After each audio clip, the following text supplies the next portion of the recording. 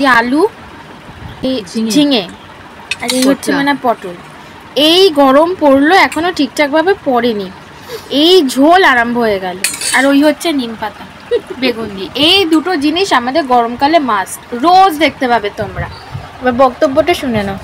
ঝিঙে আলুর ঝোল পটল দিয়ে বেশ ভালোই লাগে খেতে। এই এখন নতুন উঠছে, এখন ভালো লাগবে, এরপর কিন্তু ভালো লাগবে। এরপরে ভালো না লাগলেও তুমি করবে, জোর করে করে খাওয়াবে। ঝিঙে আলুর ঝোল পাতলা করে নিম বেগুন করেছি।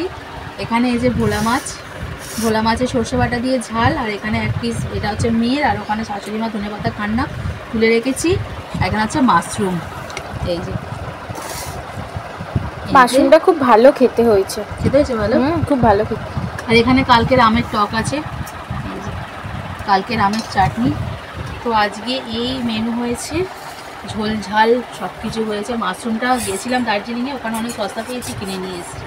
ওখানে 40 টাকা, আর আমাদের এখানে 80 টাকা করে।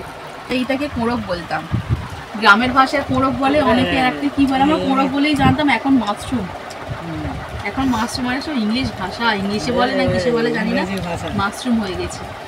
এখন মাশরুম বলে পরিচিত হয়েছে, আগে কোঁড়ক বলে পরিচিত ছিল।